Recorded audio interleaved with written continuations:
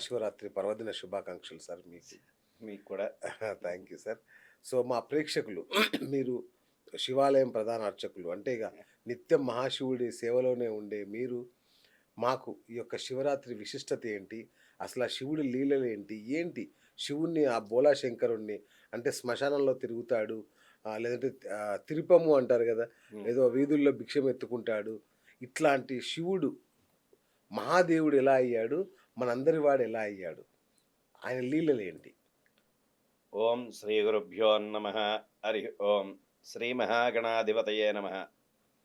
మనం ఎవరి కోసమైనా సరే, ఇప్పుడు పలానా వాళ్ళు ఎలా ఉన్నారు, వాళ్ళ గొడవ ఏంటంటే కొంతవరకు చెప్పడానికి ఉంటుంది. ఈ యొక్క శివలీలామృతాన్ని వివరించడానికి అంతా ఇంతా కాదు. మనం ఎన్ని రోజులు ఇలా కూర్చుని మాట్లాడుకున్నా సరే తనివి తీరంది, అవును. విని కొలిది వినాలనిపించేవి అవును. బోల్డని లీలలు ఉన్నాయనివి. అయితే మహాశివరాత్రి, మహాపర్వదినం మనకి ఈ సంవత్సరం చాలా విశేషం. హ్మ్. ఎలాగనగా మనకి కుంభమేళ అవును. స్టార్ట్ అయింది. అవును. అంతం, ఆది అంతం అన్నారు. అవును. ఆది అంతం లేనిది ఎవరయ్యా అంటే ఈశ్వరుడే. ఆద్యంతరహితుడు. యెస్. ఎన్ని చోట్ల ప్రతి చోట కూడా ఉద్భవించి ఉన్నవాడు ఎవరయ్యా అంటే ఈశ్వరుడే. అవును. ఆయన్ని ఇప్పుడు మనం కుంభమేళ అంటే గంగ, యమున, సరస్వతి ఈ నదీ తీరాన ఎంతోమంది సాధువులు, యోగులు, అలాగే మహర్షులు, మహాయోగులు, చాలామంది పండితులు ఒక్కళ్ళని మనం అక్కడ వీళ్ళు తక్కువ, వాళ్ళు ఎక్కువ అని విమర్శించే అంతటి వాళ్ళం మనం ఏమీ కాదు. ఒక్కొక్కళ్ళకి ఒక్కో విధానంలో ఒక్కో టాలెంట్ ఉంటుంది వాళ్ళకి. వాళ్ళు జపాలు గానీ, పూజలు గానీ, హోమాలు గానీ, యజ్ఞాలు గానీ, యాగాలు గానీ ఎన్నో తపస్సులు చేసి వాళ్ళు ఈ రోజున అక్కడ స్నానాలు ఆచరిస్తున్నారంటే మనం 2 కళ్ళు చాలవు చూడడానికి. హ్మ్. ఎందుకంటే వాళ్ళు స్నానం చేసిన చోట మనం ఆ నీళ్లు, ఆ నదీ ప్రవాహం నీళ్లు చల్లుకున్నా సరే బా ఆ పుణ్యం వేరు. అవునా అండి? అంత విశేషం. హ్మ్. అలాంటిది ఆ శక్తి కొంచెం కొంచెం కాకపోతే కొంచెమైనా మనం వాళ్ళు చేసిన కరెక్ట్. పూజా ఫలంలో కొంచెమైనా మనం పొందుతాం. ఓకే. అలాంటి సమయంలో చాలామంది అయ్యో! ఇంత ధనం ఉన్నా సరే మనం వెళ్ళడానికి వెళ్ళలేకపోతున్నాం. కొంతమందికి ఆరోగ్యం సహకరించక, అవును. కొంతమందికి వెళ్ళడానికి ఇబ్బంది కలిగి, అలాగే చాలామంది వెళ్ళలేకపోతున్నారు. నిజం. నిజం. అయ్యో! మహాకుంభమేళాకి వెళ్ళలేకపోయామే అని. అంటే ఉన్నవాళ్ళు ఉంటారు, ఆర్థికంగా ఉన్నవాళ్ళు ఉంటారు, లేని వాళ్ళు ఉంటారు. ఆ తర్వాతేమో వెళ్ళడానికి కుదరని ఎంత డబ్బు వాళ్ళుంటారు. ఉన్నవాళ్ళు, అవును. ఎంత ధనం ఉన్నా సరే వాళ్ళకి ఆరోగ్యం సహకరించకపోతే వెళ్ళడానికి ఇబ్బంది కదా! అటువంటి మహాకుంభమేళ ఆఖరి రోజు మహాకుంభమేళా యొక్క హారతి అక్కడ. హ్మ్.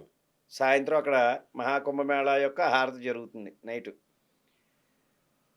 ఆ యొక్క హారతి అక్కడ జరగడం, ఇక్కడేమో సాయంత్రం వేళ లింగోద్భవ కాలం సమయంలో ఆ! ఈశ్వరుడికి అభిషేకం చేయడం చాలా విశేషం. మనం అంత దూరం వెళ్ళలేకపోతున్నామని బాధపడకుండా సాయంత్రం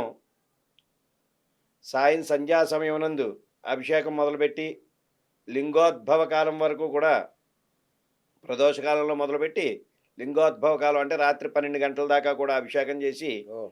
ఆ అభిషేక జలం శిరస్సు మీద జల్లుకుంటే కనుక చాలా విశేషం. హ్మ్.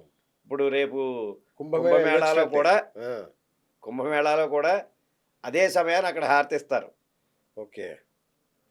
వాళ్ళు సాయంత్రం నుంచి పూజలు మొదలు పెడతారు నదికి.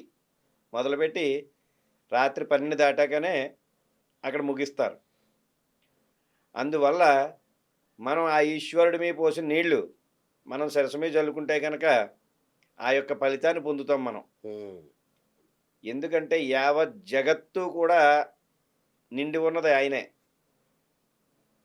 ఎక్కడ చూసినా సరే, అవును. ఎక్కడ తవ్వుతున్నా సరే, ఎక్కడ ఎతికినా సరే దొరికేది ఎవరయ్యా అంటే ఈశ్వరుడే.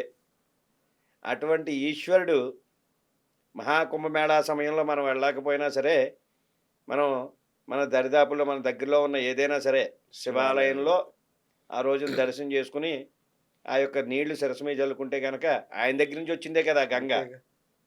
ఆ శిరస్సు మీద జల్లుకుంటే దాని ఫలితం ఉంటుంది. ఓకే. చక్కగాను.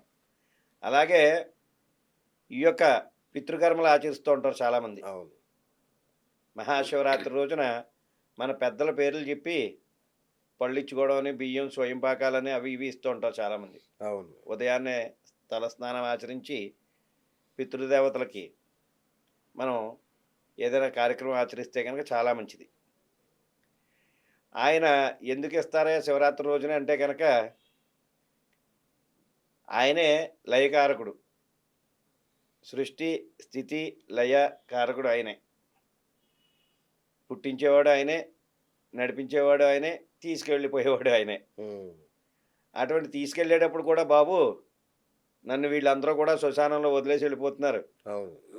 నన్ను ఇక్కడి నుంచి కూడా జాగ్రత్తగా తీసుకెళ్ళవయ్యా అని చెప్పడానికి ఒక విధానం ఉంది. ఓహ్! ఏ అంటే పార్వతీదేవి ఈశ్వరుని అడుగుతుంది, స్వామి అందరికీ కూడా ఇప్పుడు విష్ణుమూర్తి ఉన్నాడంటే పాలకడలి, అవును. అలా వాళ్ళకి ఏదో ఉంది. అవును. బ్రహ్మకి ఒక బ్రహ్మలోకం గుర్తింపు ఉంది. ఉంది. అవును. గుర్తింపు ఉంది, ఒక్కొక్కరికి ఒక గుర్తింపు అవును. ఉంది, అవును. ఒక హౌస్ ఉంది. అవును. మనకి ఏ హౌసు లేదండి బాబాయ్ అందట ఆవిడ. మనకి స్థిర నివాసం ఏదో ఒకటి ఉండాలి కదా, హ్మ్. లేదండి అనేసరికల్లా అప్పుడు రావణ బ్రహ్మ అప్పుడు నివసించిన ఇల్లు వాళ్ళు కట్టుకున్నదే. అచ్చా! ఈశ్వరుడు కట్టుకున్నాక గృహప్రవేశానికి బ్రహ్మ కింద ఈయన పిలిచాక అప్పుడు ఈయన ఆ యొక్క గృహప్రవేశం చేయించిన తర్వాత అక్కడికి వచ్చిన వాళ్ళందరినీ కూడా పిలిచి ఒక్కొక్కరికి ఒక్కొక్క గిఫ్ట్ ఇస్తూ ఉన్నట్ట. ఏది కావాలో ఏ వరం కావాలో కోరుకో ఇస్తాను. ఆ గిఫ్ట్లు అనేది పర్వం అక్కడి నుంచి వచ్చిందే. అచ్చా! మనం శివుడి ఏదైనా ద్వారా పెళ్ళికి వెళ్తే అవును. గిఫ్ట్లు ఇచ్చే పర్వం. రిటర్న్ ఇప్పుడైతే గిఫ్ట్. కనుక బేసులని అవన్నీ ఇవన్నీ ఇస్తున్నారు. హ్మ్. హ్మ్. అప్పుడు కోరిన కోరికలు వరాలు అచ్చా! ఇస్తూ ఉండేవారు ఆయన. ఆ! అయితే అప్పుడు రావణాసుడి యొక్క చెల్లెలు అందట, అన్నయ్య ఇంత చక్కటి సుందరవదనమైన ఇంత చాలా బాగుంది కోట, ఇంతటి కోటలో ఆయనకి అవసరం ఉంది, ఇలాంటి కోట మనకుంటే కనుక చాలా బాగుంటుంది. నువ్వు ఎలాగ గృహప్రవేశం అయింది కనుక దక్షిణ ఎలాగే ఇస్తానంటారు, ఎంతో కొంత ఇస్తా అంటారు, ఆ! నీకేం కావాలో కోరుకో అనగానే నువ్వు అది కోరుకో అన్నయ్య అందట బా! శూర్పణఖనా ఇంకా వేరేనా? శూర్పణకి. ఆవిడ అచ్చా! ఓకే. ఆ! అప్పుడు ఆ విధంగా ఆవిడ అడిగిందట. ఎప్పుడైతే చెప్పారో రావణాసుడు మాకు ఈ లంక కావాలని, అప్పుడు ఆ పరమేశ్వరుడు అన్నాడు, తీసుకొని ఆయన అని చెప్పి పార్వతీదేవితో అన్నాడు, మనం ఎక్కడ ఉండాలో అక్కడే ఉండాలి తప్ప మనం ఆ! అధికంగా ఆశపడకూడదు, మన కోసం వీళ్ళందరూ ఎదురు చూస్తూ ఉంటారు అని చెప్పి. బా! మనం శ్మశానానికి ఒక శవాన్ని తీసుకెళ్ళి ఎక్కడి దాకా వెళ్తాం, మనం కూడా వెళ్తేను ఆ కాల్చేదాకానే వెళ్తాం. అవును. కాల్చిన తర్వాత ఆత్మ 11 రోజుల దాకా కూడా ముందుగా తీసుకెళ్తారు. ఆ యొక్క ఊరుకోబెడతాడు ఆయన ఈశ్వరుడు. ఒళ్ళో కూర్చోబెట్టుకుని, నాయన నీకెవరో లేరని బాధపడక నేను నీకో దారి చూపిస్తానని చెప్పి. ఓకే. అక్కడే మన పుణ్యం, పాపం అనేది లెక్కింపే అక్కడ జరిగిపోతుంది మనకి. ఓకే. అచ్చచ్చా! మన పాప పుణ్యాలు ఏం చేసామన్నది లెక్కింపు అక్కడ అయిపోతుంది. హ్మ్. అయిపోయిన తర్వాత యమదూతలు తీసుకెళ్ళాలా, ఎవరు తీసుకెళ్ళాలని తీసుకెళ్తూ ఉంటారు. అయితే ఈ 11 రోజులు కూడా ఇంటి చుట్టూనే తిరుగుతూ ఉంటుంది ఆత్మ. ఏంటి నా కోసం ఏం బాధపడుతున్నారు, నా కోసం ఏం తింటున్నారు, ఏం చేస్తున్నారు అని చెప్పి. దీన్నే ఒకసారి ఎవరంటే రాజేంద్ర ప్రసాద్ కూడా సినిమా ఏదో ఆ నలుగురు అన్న సినిమా కూడా తీశారు. హ్మ్. అవును. ఆత్మ ఎంత బాధపడుతుందో, ఎంత క్షోభిస్తుందో అన్నది.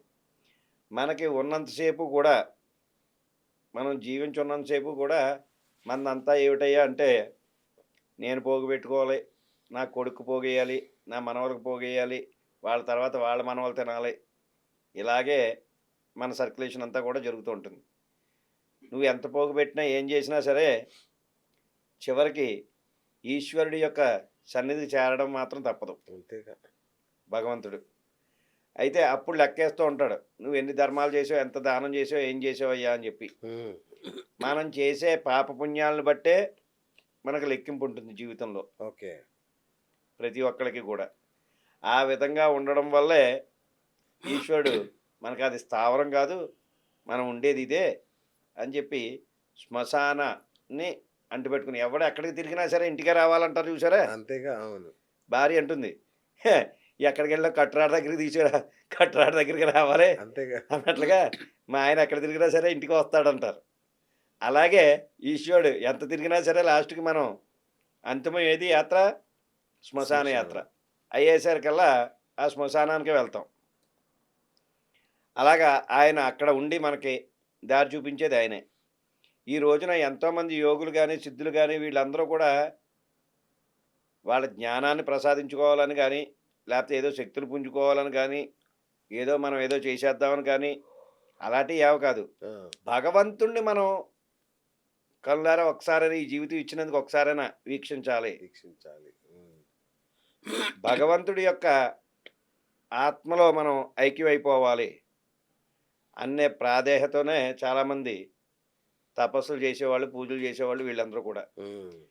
ఇప్పుడు మానవ జన్మలో మనం ఏం చేస్తున్నాంరా అంటే రూ. 100 ఉండిలో వేస్తున్నాం, లేకపోతే రూ. 100 ఆ ఈశ్వరుడికి ఏ పాలో కొని పోస్తున్నాం.